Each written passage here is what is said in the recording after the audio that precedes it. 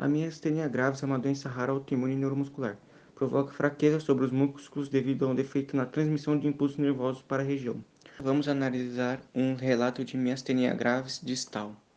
Uma mulher branca de 30 anos com admissão há 7 anos começou a apresentar diminuição na força muscular nos membros inferiores, com predomínio distal. Evoluiu atingindo também os membros superiores. O exame físico geral era normal.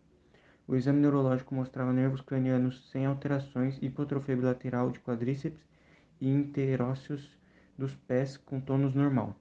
Os reflexos tendinosos eram globalmente hipoativos. A dosagem sérica de anticorpos antirreceptor de acetilcolina foi de 1,14 mol por litro e a referência era de 0,8 mol por litro. A dosagem de hormônios tireoidianos mostrou hipertireoidismo. O estudo da condução nervosa motora e sensitiva e eletromiografia de agulha foram normais. O teste de estimulação repetitiva do nervo fibular mostrou decremento de 25% e 12% após a estimulação do nível lunar. Foi iniciado tratamento com piridostigmina, havendo melhora na força muscular. Vamos entender como a doença ocorre. As células T helper ajudam na ativação de células B na resposta tumoral. As células T foliculares estão relacionadas na gravidade da doença e no desenvolvimento de anticorpos advindos da anormalidade do timo, que serve como um local de formação do centro germinativo, que superexpressam citocinas pró-inflamatórias e células epiteliais tímicas, apresentando subunidades dos receptores de acetilcolina para células TCD4 autorreativos e regulando interleucina 4 e interleucina 6, estimulando a proliferação de células B para promover a produção de anticorpos de receptor acetilcolínico.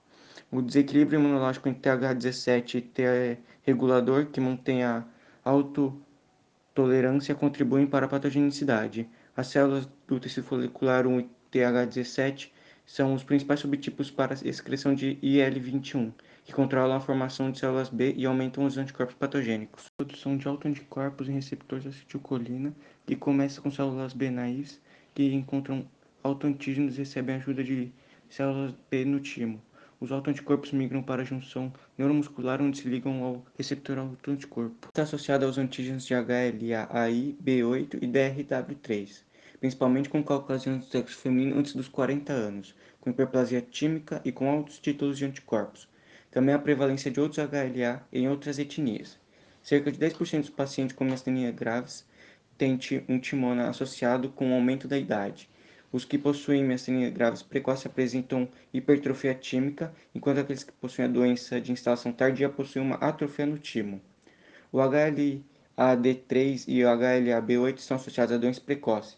Já a HLA-DR2 está associada à doença tardia.